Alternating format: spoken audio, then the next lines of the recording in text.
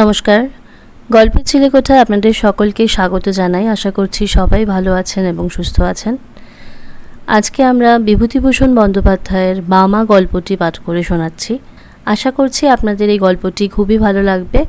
গল্প ভালো লাগলে আমার চ্যানেলটিকে সাবস্ক্রাইব করবার অনুরোধ রইল এবং অবশ্যই লাইক, শেয়ার ও কমেন্টের মাধ্যমে জানাতে ভুলবেন না আমাদের গল্প আপনাদের কেমন লাগছে। চলুন আমাদের আজকের গল্প মামা শুরু করি। আমার যখন 22-24 বছর বয়স, তখন নানা দেশ বেড়ানোর একটা কাজ জুটে গেল অদৃষ্টে। তখন আমি দৈব ওষুধের মাদুলি বিক্রি করে বেড়াতাম। চুচড়োর শচীশ কবিরাজের তরফ থেকে মাইনে ও রাহা খরচ পেতাম। অল্প বয়সের প্রথম চাকরি খুব উৎসাহের সঙ্গেই করতুম। আমাকে কাপড় চোপড় পরতে হতো সাধু ও সাত্ত্বিক বামুনের মতো। ওটা ছিল ব্যবসায়ের অঙ্গ। গিরিমাটির রঙে ছাপানোর কাপড় গায়ে পরনে, পায়ে ক্যাম্বিসের জুতো, গলায় মালা, হাতে থাকতো একটা ক্যাম্বিসের ব্যাগ। তারই মধ্যে মাদুলি ও অন্যান্য ওষুধ থাকতো। বছর 3 সেই চাকরি করি, তারপর শরীরে সইল না বলে ছেড়ে দিলুম। একবার যাচ্ছি বর্ধমান জেলার মেমারি স্টেশন থেকে মাখনপুর বলে একটা গ্রামে। মাদুলি বিক্রির জন্যে নয়, মাখনপুরে শচীশ কবিরাজের শ্বশুরের বাড়ি। সেখানকার জমি জমার ওয়ারিশান দাঁড়িয়েছিলেন শচীশবাবু। শ্বশুরের ছেলেপুলে না থাকায় আমাকে পাঠিয়েছিলেন পৌষ কিস্তির সময় জমি জমার খাজনা যতটা পারি আদায় করে আনতে। কিন্তু তা হলেও পরনে আমার গেরুয়া কাপড়, হাতে মাদুলি ও ওষুধ ভরা ক্যাম্বিসের ব্যাগ ইত্যাদি সবই ছিল। যদি পথে ঘাটে কিছু বিক্রি হয়ে যায়, কমিশনটা তো পাবো। কখনো ওই অঞ্চলে যাইনি। মেমারি স্টেশনে নেমে বেলা 2টোর সময় হাঁটছি তো হেঁটেই চলেছি। পথ আর ফুরোয় না। এক জায়গায় একটা ছোট্ট বাজার পড়ল, সেখানে কিছু খেয়ে নিয়ে আবার পথ হাঁটি। গ্রামে গ্রামে ওষুধ বিক্রি করে বেশ কিছু রোজগারও করা গেল। দেরিও হলো, বিশেষ করে সেই জন্যে। আরেকটা বাজার পড়ল, সেখানে দোকানদারদের কাছে শুনলুম আমার গন্তব্যস্থানে পৌঁছতে অন্তত রাত 9টা বাজবে। কিন্তু সকলেই বললে সন্ধ্যের পরে আগে গিয়ে আর পথ হাঁটবেন না ঠাকুরমশাই। এইসব দেশে ফাঁসুরে ডাকাতের বড় ভয়। বিদেশি দেখলে মেরে ধরে যথাসর্বস্ব কেড়ে নেয়। প্রায়ই বনের ধারে বড় বড় মাঠের মধ্যে ঘাপটি মেরে বসে থাকে। সাবধান, একটা দিঘি পড়বে মাঠের মধ্যে ক্রোশ 3 দূরে। জায়গাটা ভালো নয়। বড় বড় মাঠের ওপর দিয়ে রাস্তা। সন্ধ্যা প্রায় হয়। এমন সময় দূরে একটা তালগাছ ঘেরা দিঘি দেখা গেল বটে। আমার বুক ঢিপ ঢিপ করে উঠল। দিঘির ওপাশে সঞ্জয়পুর বলে একটা গ্রাম। সেখানেই রাত্রের জন্য আশ্রয় নেওয়ার কথা বাজারে বলে দিয়েছিল। কিন্তু সন্ধ্যা তো হয়ে গেল তাল দিঘির এদিকেই। অন্ধকার হবার দেরি নেই। কোথায় বা সঞ্জয়পুর, কোথায় বা কি? মনে ভারী ভয় হলো। কি করি এখন? সঙ্গে মাদুলি ও ওষুধ বিক্রির দরুন টাকা অনেক আছে। পরক্ষণেই ভাবলাম কিছু না পারি, দৌড়তে তো পারবো, না হয় ব্যাগটাই যাবে, প্রাণ তো বাঁচবে। ভয়ে ভয়ে দিঘির কাছাকাছি তো এলুম। বড় সেকেলে দিঘি, খুব উঁচু পাড়ের দুধারে বড় বড় তালগাছের সারি। তার ধার দিয়েই রাস্তা। দিঘির পাড়ে কিন্তু লোকজনের সম্পর্ক নেই। যে ভয় করেছিলুম দেখলুম সবই ভুয়ো। মানুষ মিথ্যে যে কেন এরকম ভয় দেখায়। প্রকাণ্ড দিঘিটার পাড় ঘুরে যেমন তালবনের সারি ও দিঘির উঁচু পাড়কে পেছনে ফেলেছি, সামনেই দেখি ফাঁকা মাঠের মধ্যে দূরে একটা গ্রাম লিলি করছে। নিশ্চয়ই ওটা সেই সঞ্জয়পুর। বাঁচা গেল বাবা, কি ভয়টাই দেখিয়েছিল লোকে। দিব্যি ফাঁকা মাঠ, কাছেই লোকের বসতি, গায়ের গরু বাছুর চড়ছে মাঠে। কেন এসব জায়গায় বিপদ থাকবে? আমি এরকম ভাবছি, এমন সময় তাল পুকুরের ওদিকের পাড়ের আড়ালে যে পথটা, সেই পথ বেয়ে একজন বৃদ্ধকে আমার দিকে আসতে দেখলুম। বৃদ্ধ বেশ বলিষ্ঠ গড়নের, এই বয়সেও মাংসপেশি বেশ সবল। গলায় রুদ্রাক্ষের মালা, হাতে ছোট একটা লাঠি। বৃদ্ধ আমায় বললে, ঠাকুরমশাই কোথায় যাবেন? যাব মাখনপুর। মাখনপুর? সে যে এখনো 3 ক্রোশ পথ। কাদের বাড়ি যাবেন? শচীশ কবিরাজের বাড়ি। ঠাকুরমশাই কি কবিরাজ মশাইয়ের গোমস্তা? গোমস্তা নই, তবে যাচ্ছি জমি জমার কাজে বটে। এ অঞ্চলে আর কাউকে চেনেন? মশাইয়ের নিজের বাড়ি কোথায়? আমি এদিকে কখনো আসিনি, কাউকে চিনিও নে। মাখনপুরেও নতুন যাচ্ছি। সেখানেও কেউ তাহলে আপনাকে চেনে না? না, কে চিনবে? আমার এই কথায় আমার যেন মনে হলো বুড়ো একটু কি ভাবলে। তারপর আমায় বললে, কিছু যদি মনে না করেন একটা কথা বলি।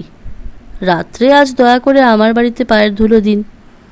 আমরা যাতে পারুই, জল আচরণীয়, আপনার অসুবিধে হবে না। চণ্ডী মণ্ডপের পাশে বাইরের ঘর আছে, সেখানে থাকবেন, রান্নাবান্না করে খাবেন। আসুন দয়া করে। আমি বৃদ্ধের কথায় ভারী সন্তুষ্ট হলাম। সত্যিই তো, সেকালের লোকেরা অন্য ধরনের শিক্ষায় মানুষ। অতিথি অভ্যাগতদের সেবা করেই এদের তৃপ্তি। বৃদ্ধ এই প্রস্তাব না করলে রাঢ় অঞ্চলের অজানা মেঠোপথ বেয়ে এই সুমুখ আধার রাতে আমার যেতেই তো হতো মাখনপুরে, তৃণকোষ হেঁটে। গ্রামের পূর্ব প্রান্ত বড় মাঠের ধারে বৃদ্ধের বাড়ি। বৃদ্ধের নাম নফরচন্দ্র দাস। আমি চণ্ডীমণ্ডপে গিয়ে উঠতেই একটা কুকুর ঘেউ ঘেউ করে উঠল। কুকুরের এই ডাকটা আমার ভালো লাগলো না। এর আমি কোনো কারণ দিতে পারবো না, কিন্তু এই কুকুরের চিৎকারে যেন একটা ছন্ন ছাড়া অমঙ্গলজনক অর্থ আছে। মঙ্গল সন্ধ্যায় কোনো গৃহস্থ বাড়িতে আসিনি, যেন শ্মশান ভূমিতে এসেছি। বৃদ্ধের বাড়ি দেখে মনে হলো বেশ অবস্থাপ্রন্ন গৃহস্থ। বাড়ির উঠোনে সারি সারি 3টে বড় বড় ধানের গোলা, গোলার সঙ্গে প্রকাণ্ড গোয়াল ঘর, বলদ ও গাইয়ে প্রায় 20-22টা। অন্তঃপুরের দিকে 4খানা বড় বড় আটচালার ঘর। বাইরের এই চণ্ডীমণ্ডপ ও তার পাশে আর একখানা কুঠুরি। আমার কথাটা ভালো করে বুঝতে গেলে এই কুঠুরিটার কথা আর একটু ভালো করে শুনতে হবে।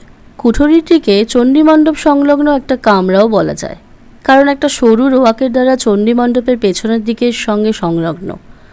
অথচ দৌড় বন্ধ করে দিলে বাইরের বাড়ির সঙ্গে সম্পর্ক চলে গিয়ে এটা ভেতর বাড়ির একখানা ঘরে সামিল হয়ে দাঁড়ায়। আমায় বাসা দেওয়া হলো এই কুঠুরিতে। কুঠুরির একপাশে ছোট্ট একটা চালা, সেখানে আমার রান্নার আয়োজন করে দিয়েছে। হাত মুখ ধুয়ে সুস্থ হয়ে আমি বিশ্রাম করছি। গৃহস্বামী এসে বললে, ঠাকুরমশাই রান্না চাপান, আর রাত করেন কেন? আমি রান্না চালায় বসে রান্না চড়িয়ে দিতে যাচ্ছি। এমন সময় দেখি একটি বাড়ির বউ ভেতর থেকে একগাছা ঝাঁটা হাতে এসে আমার রান্না চালার সামনে দিয়ে ঢুকলো ও ঝাড় দিতে লাগলো। কুঠুরির দরজা খোলা, আমি যেখানে বসে সেখান থেকে কুঠুরিটা ভেতরটা দেখা যায়। আমি 2-1বার বিস্ময়ের সঙ্গে দেখলুম বউটি ঝাড় দিতে দিতে আমার দিকে চেয়ে দেখছে। 2-3বার বেশ ভালো করে লক্ষ্য করে মনে হলো বউটি ইচ্ছে করেই আমার দিকে অমন করে চাইছে। আমি দস্তুর মতো অবাক হয়ে গেলুম। ব্যাপার কি?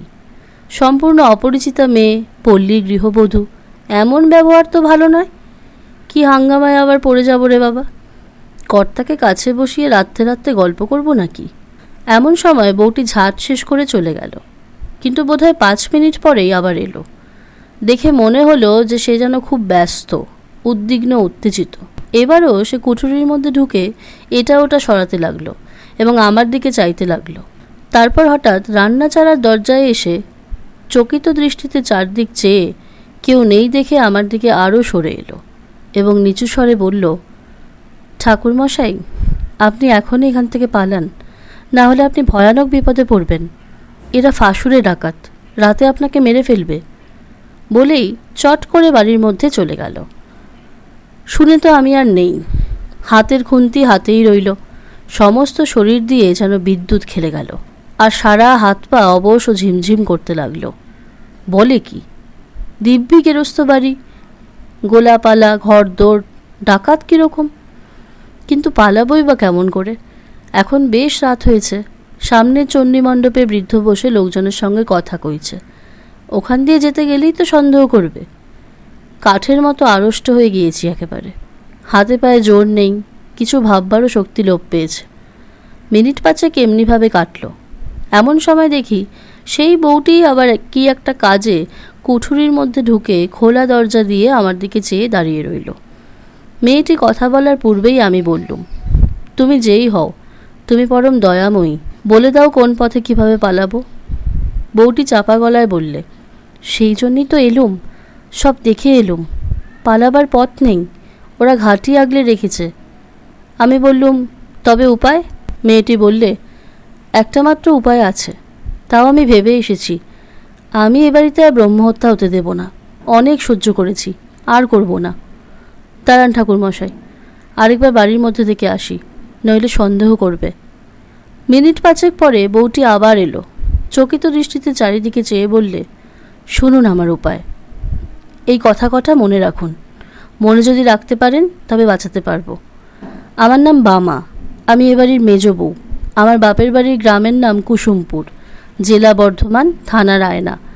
আমার বাপের নাম হরিদাস মজুমদার, জ্যাঠামশাইয়ের নাম পাঁচকড়ি মজুমদার। আমরা দুই বোন। আমার দিদির নাম খান্তমণি। বিয়ে হয়েছে সামন্তপুর তেওটা, বর্ধমান জেলা। শ্বশুরের নাম দুর্লভ দাস। সবাই যাতে বাড়ুই। আমার বাবা জ্যাঠামশাই সব বেঁচে আছেন, কিন্তু মা নেই। আমার তখন বুদ্ধি লোপ পেতে বসেছে। যা বলে মেয়েটি তাই করে যাই। এতে কী হবে? বউটি কিন্তু এক একবার বাড়ির মধ্যে যায়, আবার অল্প 2 মিনিটের জন্য ফিরে এসে আমার তালিম দিয়ে যায়। মনে আছে তো জ্যাঠামশাইয়ের নাম কি? আমি বললাম হরিদাস মজুমদার। না না, পাঁচকড়ি মজুমদার। বাবার নাম হরিদাস মজুমদার। আমার দিদির নাম কি? শ্বশুরবাড়ি কোন গায়ে? খান্তমণি। শ্বশুরবাড়ি হলো শ্বশুরবাড়ি। আপনি সব মাটি করলেন দেখছি। সামন্তপুর তেওটা বলুন। সামন্তপুর তেওটা। শ্বশুরের নাম রামযদু দাস, দুর্লভরাম দাস। অবশেষে মিনিট 10-12 মধ্যে আমার কাছে সব পরিষ্কার হয়ে এসেছে। বউটি বললে, রান্না খাওয়া করে নিন ঠাকুরমশাই, কোনো ভয় করবেন না। আমার বাপের বাড়ির নামধাম যখন জানা হয়ে গেছে তখন আপনাকে বাঁচাতে পেরেছি। এখন শুনুন, খাওয়া দাওয়ার পরেই শ্বশুরমশাইয়ের কাছে আমার বাপের বাড়ির পরিচয় দিয়ে বলবেন আপনি আমাদের গুরু বংশ। আমার নাম বলে জিজ্ঞেস করবেন আমার বিয়ে কোথায় হয়েছে জানো না কি। গলা যেন না কাঁপে, কোনো রকম সন্দেহ যেন না হয়। আমি চললুম, আবার আসবো আপনি শ্বশুরকে বলবার পর, কিন্তু দেরি করবেন না বেশি। বিপদ কখন হয় বলা তো যায় না। রান্না খাওয়া শেষ না করলেও তো সন্দেহ করতে পারে। রান্না খাওয়া করতেই হলো। রাত্রের অন্ধকার তখন বেশ ঘন হয়ে এসেছে। রাত আন্দাজ 10টার কম নয়। আহারাদির পর নিজের কুঠুরিতে বসেছি, আর আমার মনে হচ্ছে এই বাড়ির সবাই যেন খাড়ায় রামদাতে শান দিচ্ছে আমার গলাটি কাটবার জন্য। এই সময় গৃহস্বামী স্বয়ং আমার জন্য পান নিয়ে এলো। বললে, কী ঠাকুরমশাই, আহারাদি হলো? এখন দিব্যি করে শুয়ে পড়ুন। মশারিটা টাঙিয়ে দিয়ে যাচ্ছি, রাত হয়েছে, দেরি করবেন না। আমি বললুম, হ্যাঁ, একটা কথা বলি। আমাদের এক মন্ত্র শিষ্য, বাড়ি কুসুমপুর, থানা রায়না, নাম পাঁচকড়ি, হরিদাস মজুমদার, তার একটি মেয়ের নাম বামা। এদিকেই কোথায় বিয়ে হয়েছে। তারাও যাতে তোমাদের বাড়ুই কিনা তাই হয়তো চিনলেও চিনতে পারো। মেয়েটির জ্যাঠা দুর্লভরাম। পাঁচকড়ি আমায় বলে দিয়েছিল মেয়েটির শ্বশুরবাড়ি খোঁজ করে একবার সেখানে যেতে। তা যখন এলুমই এই দেশে, আমার কথা শুনে বৃদ্ধ যেন কেমন হয়ে গেল। আমার দিকে অবাক হয়েছে বললে, কুসুমপুরের হরিদাস মজুমদার, বামা, আপনি তাদের চিনলেন কি করে? বামার কথা স্মরণ করে গলা না কাঁপিয়ে দৃঢ় স্বরে বললুম, আমি যে তাদের গুরু বংশ। আমার বাবার ওরা মন্ত্রশিষ্য কিনা। বৃদ্ধ তাড়াতাড়ি বললে, বসুন, আমি আসছি। আমি একটা কুঠুরির মধ্যে বসে রইলুম। সন্দেহ ভয় তখনও কিছু যায়নি। আর এরা যে গুরুদেবকেই রেহাই দেবে তা কে বলেছে? কিছুক্ষণ পরে বৃদ্ধ ফিরে এলো। পেছনে পেছনে সেই বধূটি, আর একজন সন্ডামার্কা গোছের যুবক এবং একজন প্রৌঢ়া স্ত্রীলোক, সম্ভবত বৃদ্ধের স্ত্রী। বৃদ্ধ বললে, এই যে বামা, ঠাকুরমশাই, আমারই মেজ ছেলের সঙ্গে এই আমার মেজ ছেলে শম্ভু। গড় করো, সব গড় করো। মেজ বৌমা, দেখো তো, চিনতে পারো একে? চমৎকার অভিনেত্রী বটে বামা, অদ্ভুত অভিনয় করে গেল বটে। ঘোমটা খুলে হাসি মুখে সে আমার পায়ের ধুলো নিয়ে প্রণাম করলে গলায় আঁচল দিয়ে। জীবনদাত্রী দয়াময়ী বামা। আমার চোখে প্রায় জল এসে পড়ল। তারপর সে রাত্রি তো কেটে গেল। খাবার জল দেবার ছুতো করে এসে বামা আমায় আশ্বাস দিয়ে গেল। বললে, বিপদ কেটে গিয়েছে। আমার চোখে না পড়লে সর্বনাশ হতো। ভিটেতে ব্রহ্ম হতে হতো। অনেক হয়েছে এই কুঠুরিতে, এই বিছানায়, এই মেঝেতে অনেক লাশ পোতা। আমার মনের অবস্থা বলবার নয়। বললুম, পুলিশ কি গায়ের লোক কিছু টের পায় না? কিছু বলে না? কে কি বলবে? এ ফাঁসুরে ডাকাতের গা, সবাই এই রকম। আগে জানলে কি বাবা এখানে বিয়ে দিতেন? বিয়ের পর সব ধরা পড়ে গেল আমার কাছে। এখন আমার একটি সন্তান হয়েছে। এ পাপ ভিটে বাস করলে তার অকল্যাণ হবে। ওকে বারণ করি, কিন্তু ও কি করবে? মাথার ওপর শ্বশুরমশাই রয়েছেন, পুরনো ডাকাত দাদারা রয়েছে। আপনি ঘুমিয়ে পড়ুন বাবা ঠাকুর, আর ভয় নেই। সকাল হলো। বিদায় নেবার সময় বৃদ্ধ আমায় 5 টাকা গুরু প্রণামী দিলে। বামাকে আড়ালে ডেকে বললুম, তুমি আমার মা, আমার জীবনদাত্রী। আশীর্বাদ করি, চিরসুখী হও মা। বামার মতো বুদ্ধিমতী নারী জীবনে আর আমার চোখে পড়েনি। কত কাল হয়ে গেল, এই বৃদ্ধ বয়সেও সেই দয়াময়ী পল্লীবধূটির স্মৃতিতে আমার চোখে জল এসে পড়ে, শ্রদ্ধায় মন পূর্ণ হয়ে ওঠে। শুনছিলেন আজকের গল্প বামা। আশা করছি গল্পটি আপনাদের ভালো লেগেছে। ভালো লাগলে অবশ্যই আমার চ্যানেল গল্পের চিলেকোঠাকে সাবস্ক্রাইব করে পাশে থাকার অনুরোধ রইল। ধন্যবাদ।